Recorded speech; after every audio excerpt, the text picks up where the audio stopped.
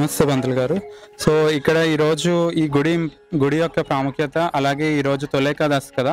So Toli Ekadashi ఎందుకు చేసుకుంటారు, so ఎందుకు జరుపుకుంటారు, అదేవిధంగా ప్రజలందరూ ఈరోజు తండాలుగా వస్తారు కదా.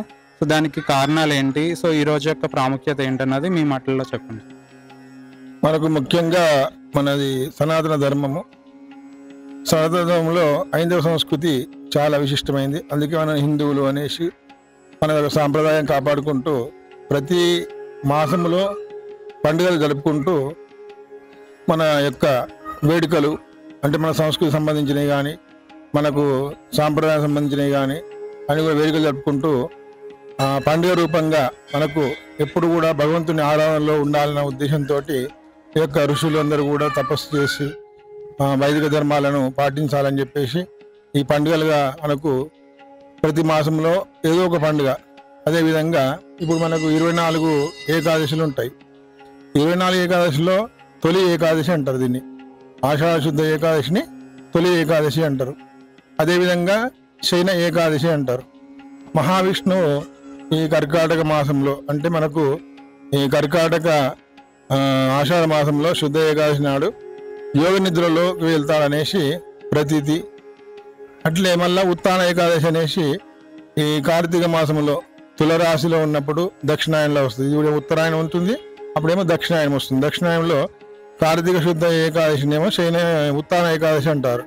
ఈ 4 మాసాలు కూడా చాతుర్మాస దీక్ష కూడా ఋషులు అందరూ కూడా మనము పాటిస్తూ ఈ యొక్క ఏకాదశిని ఒకటి శయన ఏకాదశిగా తర్వాత ఉత్తాన ఏకాదశిగా పాటిస్తూ మనము ఈ యొక్క కార్యక్రమాలన్నీ కూడా చేసుకుంటూ ఉంటాం. కాబట్టి ఆషాఢ శుద్ధ ఏకాదశిని తొలి ఏకాదశి, తర్వాత శయన ఏకాదశి అంటాము. మహావిష్ణువు యోగ నిద్రలో ఉంటాడనేసి ప్రతీది అన్నట్టు. అదేవిధంగా ఇక్కడ మనకు భక్తులందరూ కూడా ఈ శ్రీ వేణుగోపాల స్వామి దేవాలయం ఇది. రుక్మిణి సత్యభామ సమేత శ్రీ వేణుగోపాల స్వామి ఇక్కడ వెలిసినటువంటి దేవాలయము. ఇది గత 200 సంవత్సరాల ప్రాచీనమైనటువంటి దేవాలయము. దీనికి భక్తులు విశేషంగా వారి కోరికలను పొంగు బంగారంగా సంతాన వేణుగోపాల స్వామి ప్రతీతి. ఇక్కడ సంతానము లేనివారు వచ్చి అక్కడ తాబేలు కూర్మం ఉంటుంది, ఆ కూర్మం దగ్గర వాళ్ళు స్నానం చేసేసి అక్కడ పట్టినట్లయితే వాళ్ళకు సంతానము తప్పకుండా జరుగుతుందనేసి ఆ స్వామివారే ప్రత్యక్షంగా వచ్చి చెప్పి వెళ్ళడము జరుగుతుండే. అదేవిధంగా సంతాన వేణుగోపాల స్వామి ప్రతీతిగా ఉన్నది. ఇక్కడ క్షేత్రపాలకుడు ఆంజనేయ స్వామి. తర్వాత ఇక్కడ మనకు మండపాలు కూడా ఉన్నాయి. ఎదురుకోళ్ళ మండపాలు అనేది ప్రతి మాఘమాసంలో పౌర్ణమి నాడు తిరుకల్యాణోత్సవం జరుపుతూ ఉంటాము. అదేవిధంగా ప్రతి ఒక్క ఏ పండుగ అయినా కూడా ఇక్కడ విశేషంగా మళ్ళీ మనకు అందరూ కూడా భక్తులు చాలా మంది వచ్చి దర్శనం చేసుకొని మనకు వెళ్తూ ఉంటారు. ప్రతి పండుగను కూడా ఉత్సాహంగా శ్రీరామ కానీ ఆంజనేయ జయంతి కానీ గోకులాష్టం కానీ తర్వాత బ్రహ్మోత్సవాలు కానీ అమ్మవారి యొక్క పండుగలు కానీ దసరా నవరాత్రులు కానీ అన్నీ కూడా విశేషంగా చాలా భక్త కోటి వచ్చి ఇక్కడ విశేషంగా దర్శించుకొని వెళ్తూ ఉంటారు. అదేవిధంగా అక్కడ క్షేత్రపాలకుడు ఆంజనేయ స్వామి కాబట్టి అక్కడ కళ్యాణ మంటపాలు అంటే ఆంజనేయ స్వామి యొక్క మంటపాలు ఉంటాయి. ఎదురుకోళ్ళ మంటపం 1, 2 ఉంటాయి.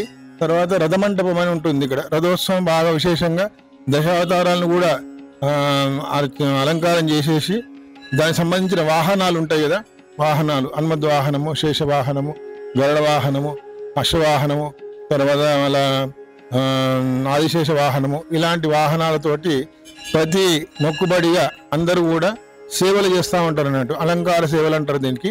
ప్రతి వాళ్ళు కోరికలను బట్టి వాళ్ళు నెరవేరంగానే వచ్చి బలాని యొక్క సేవ చేద్దాం అనేసి వచ్చి సేవలు చేసుకుంటూ ఉంటారు. ప్రతి శనివారం కానీ లేకపోతే సోమవారం కానీ ఇక్కడ సేవా కార్యక్రమం జరుపుతూ ఉంటాం అన్నట్టు. అంటే ఊరేగింపు ఉంటుంది. ఇక్కడ ఈ మండపాల ద్వారా ఊరేగింపు ఉంటుంది. ఎదుర్కోల మండపం నుంచి రథ మండపం వరకు. అక్కడ నుంచి ఆ విధంగా ఈ పురవీధి అంటాం అన్నట్టు దీన్ని. ముందర అక్కడ సేవలు జరుగుతూ ఉంటాయి అన్నట్టు. అదేవిధంగా ఇక్కడ శ్రీ వైష్ణవ క్షేత్రం కాకుండా ఇక్కడ శివాలయం కూడా ఉంది, రామలింగేశ్వర స్వామి దేవాలయము. శివ వైష్ణవ క్షేత్రంగా ఇది చాలా విశేషంగా అభివృద్ధి చెందుతూ ఉంటుంది. కొద్దిగా ఇప్పుడు ధర్మకర్తలు కానీ కమిటీ కానీ అందరూ కూడా ఉత్సాహంతో భక్తులందరూ విశేషంగా వచ్చేసి ఈ యొక్క కార్యక్రమాలన్నీ కూడా ప్రతి పండుగను కూడా విశేషంగా జరుపుకుంటూ ఉంటారు. పంతులు గారు, మీరు చెప్పినట్టు ఇది 200 సంవత్సరాల నుంచి ఉంది కదా. సో ఇది గవర్నమెంట్ దృష్టిలో అనగా ఎండోర్స్మెంట్ దృష్టిలో వచ్చిందా, లేదంటే కమిటీ సభ్యుల ద్వారానే ఇంకా రన్ అవుతుందా? సో దాని వివరాలు మీరు తెలియచేయండి. ఇక్కడ దేవాలయం అంటే మనకు ధర్మకర్తలు, అర్చకులు వీరు వంశపారంపర్యంగా చేస్తున్నారు.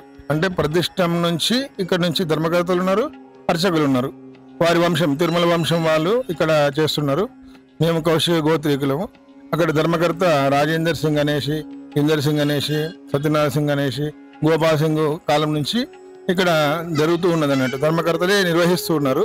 ప్రతి బ్రహ్మోత్సవాలు కానీ ఏదైనా కూడా ధర్మకర్తలే నిర్వహిస్తారు. ఎలిమెంట్ వాళ్ళు వచ్చినా కూడా వాళ్ళు వచ్చి దీన్ని నోట్ చేసుకుని వెళ్ళారు. కానీ వాళ్ళ నుంచి పెద్ద మనకు డెవలప్మెంట్ ఏం లేదు. ఇక్కడ భక్తులే అందరూ కూడా డొనేషన్ చేసుకొని ధర్మకర్తతో పాటు కమిటీ సభ్యులు కూడా ఉన్నారు. ఆ కమిటీలందరూ కూడా గాలిగోపురం కానీ ఈ డెవలప్మెంట్స్ యాగశాల కానీ అన్ని కూడా భక్తులే కూడా డొనేషన్ చేసి వాళ్ళు నిర్మించుకొని అందరూ కూడా కలిసిమెలిసి బాగా ఉంటారు. ఇక్కడ గ్రామ ప్రజలందరూ కూడా వస్తారు. ఎమ్మెల్యే గారు కానీ మరి ఇంకా ప్రతాప్ గౌడ్ కానీ వీళ్ళందరూ కూడా విశేష కార్యక్రమాలు నిర్వహిస్తూ ఉంటారు అన్నట్టు. ఇక్కడ ప్రతిసారి నిర్వహించిన తర్వాత దాన్ని వచ్చినటువంటి ఫండ్ ఏదైనా కూడా ఈ డెవలప్మెంట్ వాడుతూ ఉంటారు అన్నట్టు. ఆ విధంగా ఇది డెవలప్ అవుతా ఉన్నది అన్నట్టు. ప్రతి కార్యక్రమానికి హనుమాన్ జయంతి అనేసి, శ్రీరామ కళ్యాణం అనేసి వాళ్ళందరూ కూడా భక్త కోటి అన్నట్టు. ఇక్కడ అంటే భక్తులు విశేషంగా వాళ్ళే ఖర్చు పెట్టుకొని వాళ్ళే చేసుకొని ఆ మిగిలిన ధనాన్ని ఇక్కడ వెచ్చిస్తూ ఉంటారు అన్నట్టు. అది అందుకు ఎండమెంట్ సంబంధము అంటే ఎండమెంట్ వచ్చింది, దీన్ని నోట్ చేసుకుని వేయండు కలుపుదాం అనుకుంటున్నాను, ఎండమెంట్లో దిద్దాం అనుకుంటారు. కానీ ఎండమెంట్ కంటే ఇక్కడ భక్తులే బాగా విశేషంగా చేసుకుంటా ఉంటారు అన్నట్టు. మీరు ఇంకా ఈ ఆలయం కనుక ఇంకా డెవలప్ చేయాలి అనుకుంటే సో మీరు ఇంకా గవర్నమెంట్ నుంచి కానీ లేదంటే భక్తుల నుంచి కానీ ఏ విధమైన సపోర్ట్ కానీ కోరుకుంటున్నారు? ఇప్పుడు మనకు ధర్మకర్తలు, కమిటీ సభ్యులు వీళ్ళందరూ ఉన్నారు. కానీ వాళ్ళు మాకు జ్యోతిష్యం కొద్దిగా పట్టున్నది కాబట్టి ఇక్కడ అర్చకులకు జీతాలంటూ ప్రత్యేకించి ఏమి లేవు. ఇక్కడ మేము ఇద్దరు అన్నదమ్ములం ఉన్నాము, మేము చేసుకుంటా ఉంటాము. ప్రత్యేకించి లేవు. మాకు తెలిసినటువంటి ఒక విద్యతోటి ఇక్కడ కార్యక్రమాలు చేసుకుంటూ మేము నిర్వహిస్తున్నాము. వాళ్ళు కూడా పెద్ద మనకు పేమెంట్స్ అంటూ మేము ఇవ్వలేదు. స్కేల్స్ కూడా మాకేం లేవు. ఇక్కడ మేమే సొంతంగా చేసుకుంటున్నాము. ఇంకా భక్తులు కూడా వాళ్ళు వస్తున్నారు కాబట్టి మాకు కూడా కొద్దిగా నడుస్తున్నది. ఆ విధంగా నడిపిస్తూ ఉన్నాము.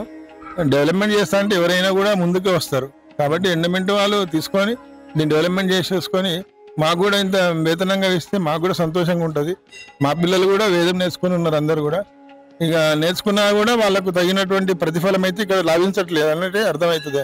ఎందుకంటే మనకు వాళ్ళు ఎందుకంటే చేస్తున్నారంటే మన వంశపాలన తాత ముత్తాతల నుంచి చేస్తున్న దేవాలయం కాబట్టి ఉత్సాహంగా ప్రోత్సాహంగా కార్యక్రమాలు చేస్తారు అంతవరకే. కానీ దీనివల్ల మనకు ఆర్థికంగా పెద్ద సపోర్ట్ ఏం లేదు.